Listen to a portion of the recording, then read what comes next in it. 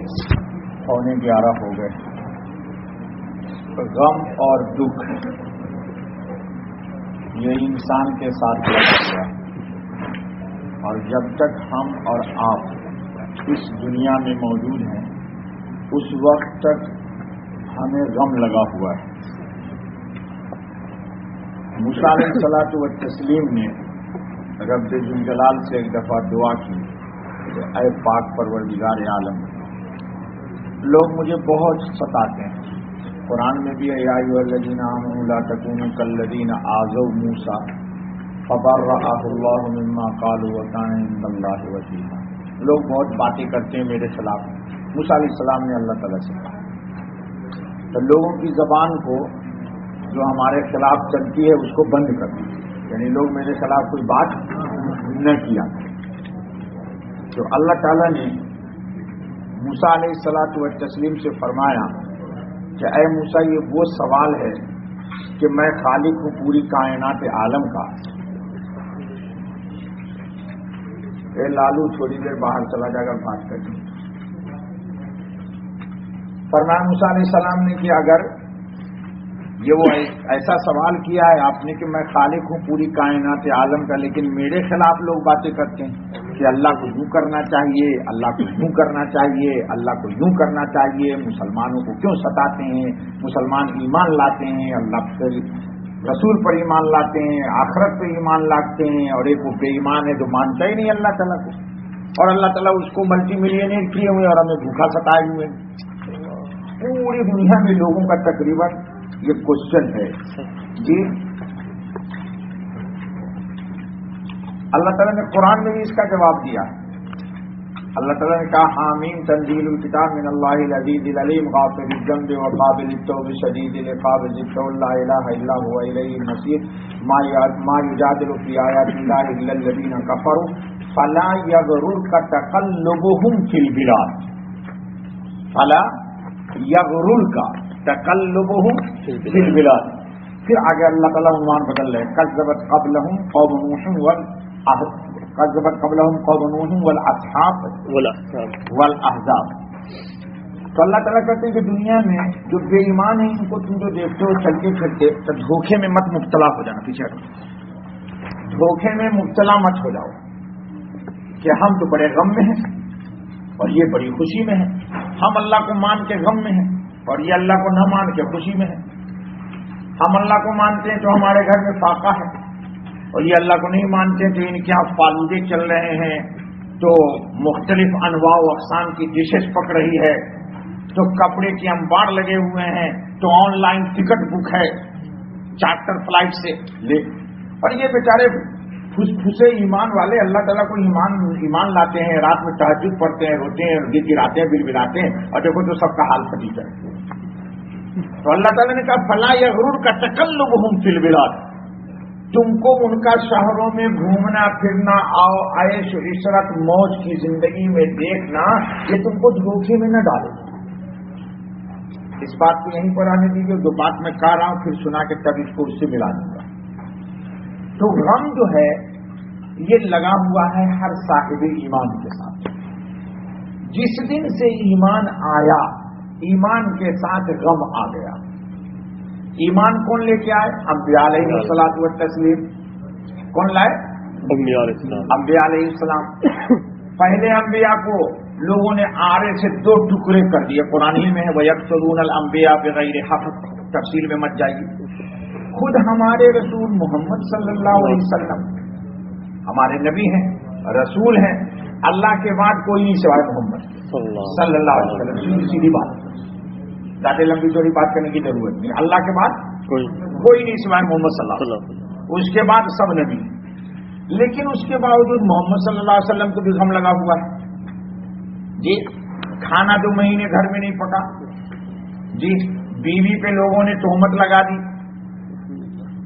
कुरान ने जवाब दिया, अत्तय्यिबातु लित्तय्यिबीन वत्तय्यिबून लित्तय्यिबात अलखबीसातु लिलखबीसीन वलखबीसून लिलखबीसात।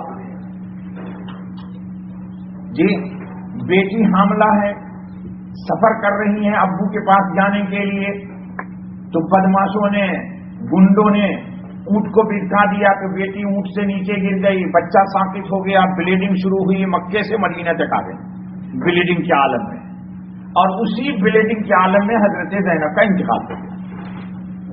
یہ غم کم ہے؟ بولیے، یہ کم غم ہے؟ ارے یہ کم غم ہے، بہت بڑا غم ہے۔ تو غم تو لگا ہوا ہے، لیکن اس غم کو کافور کرنے کا کیا نسخہ ہے؟ غم ختم نہیں ہوگا۔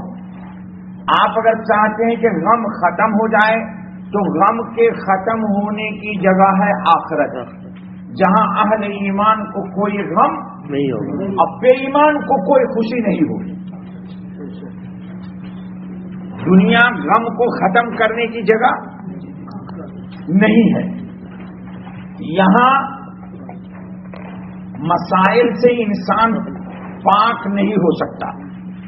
جی ایک آدمی جوان ہو گیا، اب اس کا مسئلہ ہے کہ اس کو بہترین شادی ہو جائے، اچھی لڑکی مل جائے، بالکل شریف نیک تینت۔ جی نیک آدمی ہوگا تو بولے گا مجھے نیک بیوی مل جائے، اور ذرا اپ ٹو ڈیٹ ہے تو بولے گا مجھے کوئی ہیروئن ملے۔ جی کیا ملے؟ کیا ملے؟ لو نہیں، ہیروئن پینے والی نہیں، پلانے والی، جو اس کو بھی پلائے اور اس کے دوستوں کو بھی اپنے تنہائیوں میں میخانے میں پلا دیا کرے۔ لڑکے بولتے یہ آج کل ماڈرن ہے، ماڈرن لائف، جو بیوی فری اسٹائل، یعنی میری بھی رہے اور غیر کی بھی رہے۔ استغفر اللہ، کیوں بھائی؟ آج کل کے لڑکے شادی کر کے لے آتے، کہتے ہیں دیکھو اگر میرا کوئی فرینڈ آئے دوست تو دروازہ کھول کے اس کو بیٹھانا، چائے پلانا، خبر خیریت پوچھنا۔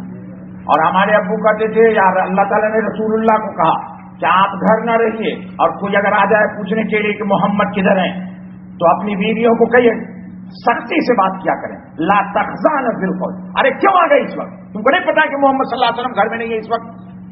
دماغ خراب ہے تیرا، چلو۔ ایسے گفتگو کرنا اللہ نے سکھایا ہے نبی کی بیوی کو۔ اور ہماری بیوی اگر اس طرح کسی کو ڈانٹ کے پھٹکار کے بیٹھ گئے، کہے گا یہ مفتی امام پاگل ہے یار، اس کی بیوی بڑی بد اخلاق ہے۔ اللہ نے قرآن میں کہا ہے نبی کی بیوی کو فلا تخزان بالقول۔ ہاں تو بابو کہاں آئے؟ محمد صلی اللہ علیہ وسلم سے ملنے آئے، کہا نرم گفتگو نہ کرنا۔ پوچھے محمد کدھر ہے؟ کہا پاگل ہو گئے ہو، مسجد میں جا کر کے کیوں نہیں دیکھتے ہو؟ گھر میں نہیں ہے۔ سختی سے گفتگو کرو، کیوں؟ تاکہ وہ تمہاری طرف دل میں کوئی بدگمانی کا خیال نہ پیدا، یعنی اس کے دل میں لالچ نہ آئے کہ یہ پھنس جائے گی میرے چکر میں۔ اور آج کل کے لونڈے لوگ کہتے ہیں میرا فرینڈ ہے تو اس کو چائے بھی پلانا، کیک بھی کھلانا اور ایک کس بھی دے دینا۔ ہاں ہاں ہاں ہاں، استغفر اللہ ثم استغفر اللہ، تم پڑھتے ہو ہماری بات پر، ہمارے پاس فون آتا ہے، اور پھر جو آتا ہے فرینڈ وہ اپنے دوست سے اس کو بدگمان کر کے کورٹ میں طلاق دلوا لیتا ہے اور پھر شادی کر لیتا ہے، اور پھر ہمارے پاس آتے ہیں پریشان ہو کر کے، تو یہ تو تم نے ہی چائے پلوایا ہے اس کو، تو اب مجھ سے کیوں مسئلہ پوچھتے ہو؟ تو خیر، تو غم تو ختم ہوگا نہیں، تو غم کو ختم کرنے کا نسخہ اللہ تعالیٰ نے بڑا پیارا بتایا۔ اللہ کرے وہ ہم کو وہ نسخہ رات آ جائے اور نسخہ ہمارے عمل میں آ جائے۔ مجرب المجرب، حکیم بولتے کہ نسخہ مجرب کیا مطلب؟ ایک دم آزمایا ہوا سولٹ نسخہ ہے۔ اللہ تعالیٰ رسول اللہ کو کہا کیا کرے سنیے، وَلَقَدْ نَعْلَمُ أَنَّكَ يَضِيقُ صَدْرُكَ بِمَا يَقُولُونَ۔ اے رسول اللہ صلی اللہ علیہ وسلم مجھے پتا، اللہ کرے مجھے پتا ہے کہ لوگ جو باتیں کرتے ہیں نا تو آپ کا دل بیٹھ جاتا ہے، دل بیٹھ جاتا ہے، طبیعت بالکل مضطرب ہو جاتی ہے، جس کو آپ بولتے ہیں کہ مولانا میں بہت ٹینشن ہے، پریشان ہو جاتی ہے طبیعت۔ ایسی بات نبی کے ذمہ لگا دیتے جو بالا حول ولا قوت الا باللہ۔ تو ایسے وقت میں آپ کیا کیجئے گا؟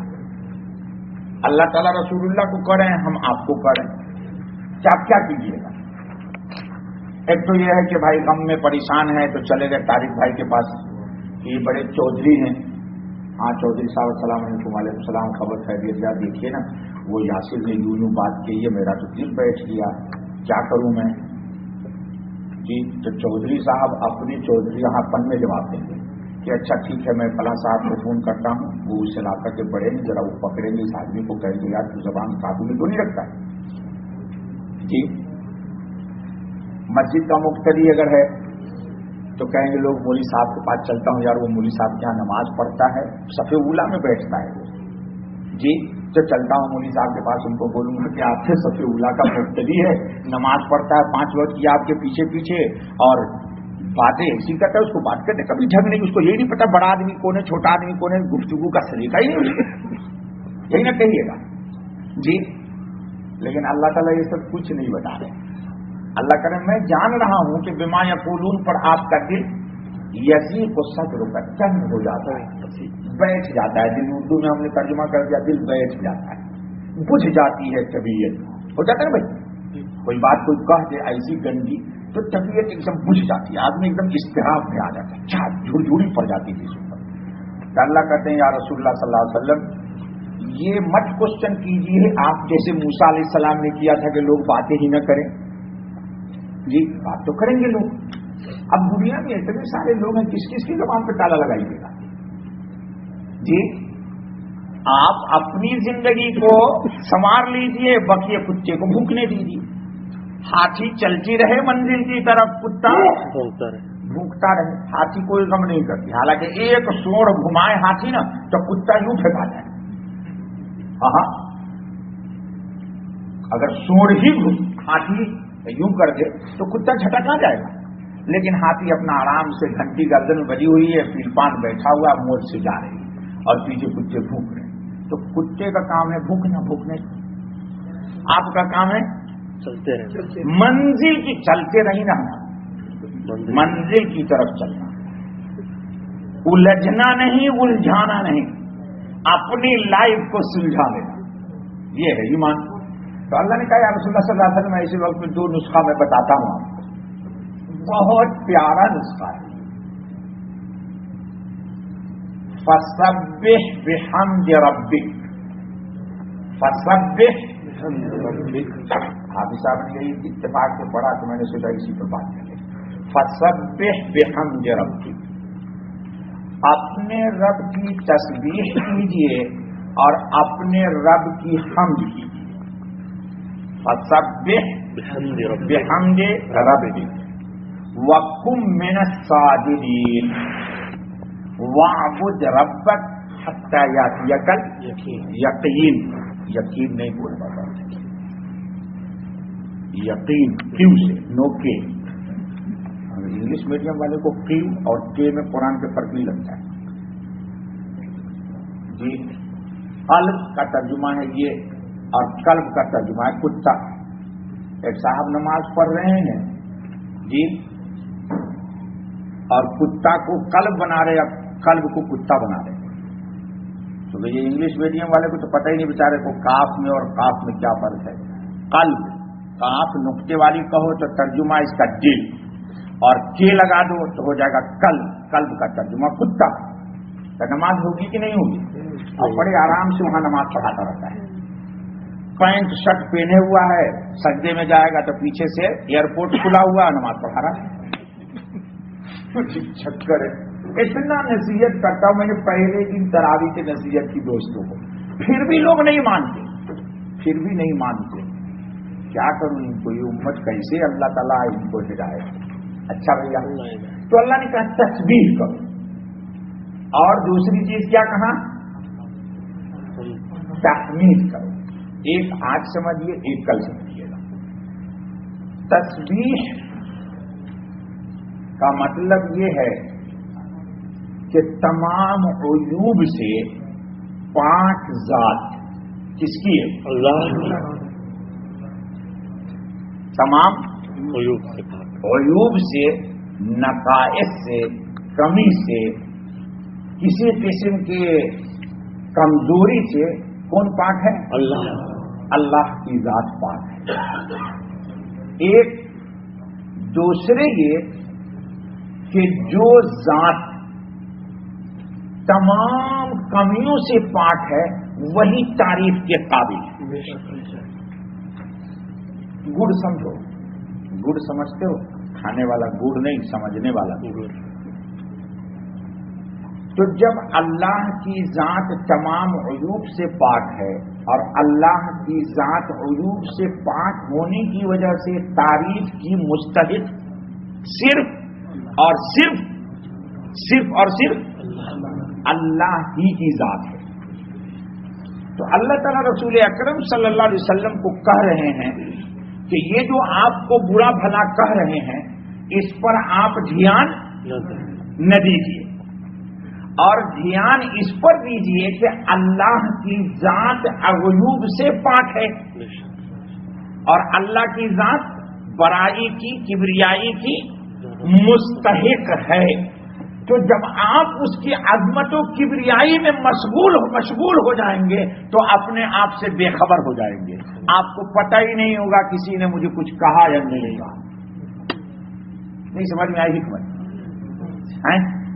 کہ اپنے آپ کو کس کی تعریف میں، تسبیح میں، اللہ کی تسبیح میں کھو جائیے، اتنا فنا ہو جائیے کہ اپنے آپ کا دھیان ختم ہو جائے، نہ رہے کہ آپ کیا ہیں جی، کیونکہ اللہ کی ذات میں کوئی عیب نہیں ہے اور اللہ بہت بلند ہے، آپ اور ہمارے تصور سے بھی بہت، بلکہ آپ اللہ کو جتنا سوچ سکتے ہیں بلندی پر، ہم سب مل کر کے جہاں پر ہمارے بلندی کی انتہا ہوگی وہاں سے اللہ کی عظمت و کبریائی کی ابتدا ہوگی، چونکہ ہم مخلوق کے دائرے میں وہاں تک پہنچیں گے، جب ہم پہنچ کر کے ختم ہو جائیں گے وہاں سے اللہ کی کبریائی شروع ہوگی۔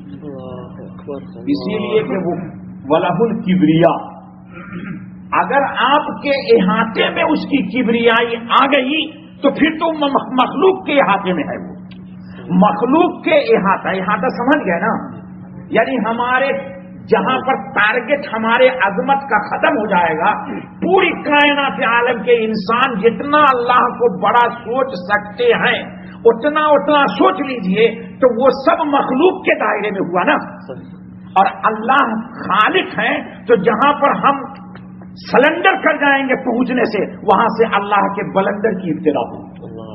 تو اللہ رسول اللہ کو کہہ رہے صلی اللہ علیہ وسلم کو کہ آپ ان کی کبریائی کو لیجیے، ایک فائدہ۔ دوسرے یہ کہ چونکہ وہ بہت بلند والا ہے اور اسی نے آپ کو بھی رسالت کا تاج عطا کر کے سارے نبیوں کا سرتاج بنا دیا، رسالت کا تاج عطا کر کے سارے رسولوں کا سرتاج بنا دیا، تو جب آپ اس کی تسبیح کریں گے تو اللہ ان بے ایمان جو آپ کو کچھ کہہ رہا ہے اس کو کہنے دیجیے، آپ کو اللہ نے جہاں پہنچایا ہے اس سے اور آگے تک پہنچا دے گا، اور یہ دیکھتے کہ دیکھتے رہ جائے گا، آپ کی منزل طے ہوتی چلی جائے گی اور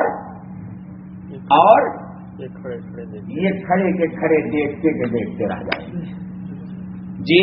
تو اللہ کہتے ہیں کہ ایسے وقت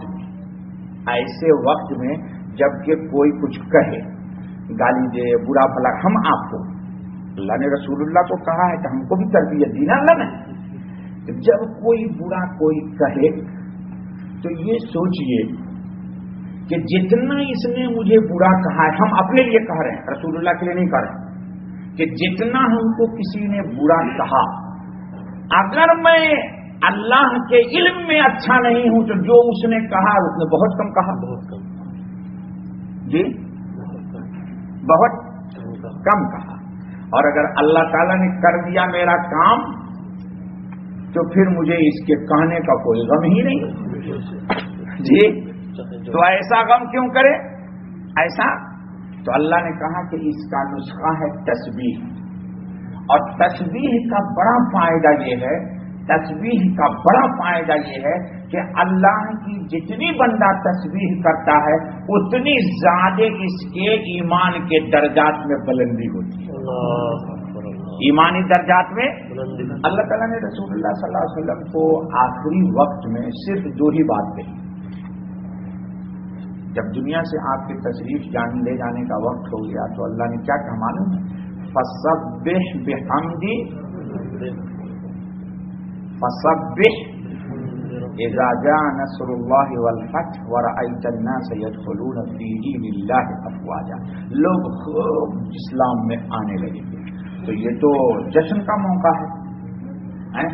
ہمارے یہاں کسی کو 100 سال صدر بنا دیجیے تو 100 سال تو رہتا نہیں کوئی جی. 100 سال رہتا ہے. 5 ہی سال میں کیبنٹ بدلنے کی شروع ہو جاتی ہے. 3 ہی سال 2 ہی سال جی. اور پتہ نہیں کیا کیا مقدمہ. چلیے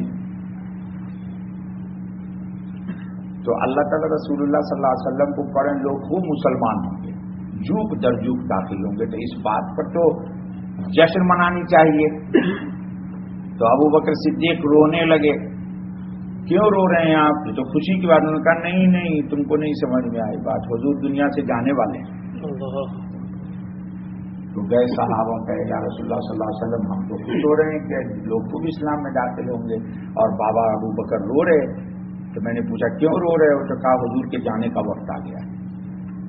تو حضور نے فرمایا ابو بکر کی سمجھ صحیح ہے, میرے جانے کا وقت آ گیا. کیونکہ جو مقصد ہے اسلام کا وہ مقصد پورا ہو گیا تھا. جب مقصد پورا ہو گیا جی, جب مکان محل تعمیر ہو گیا تو لیبر انجینئر کمپنی کنٹریکٹ والی سب گو آؤٹ. اب جس کا مکان ہے وہ آئے گا.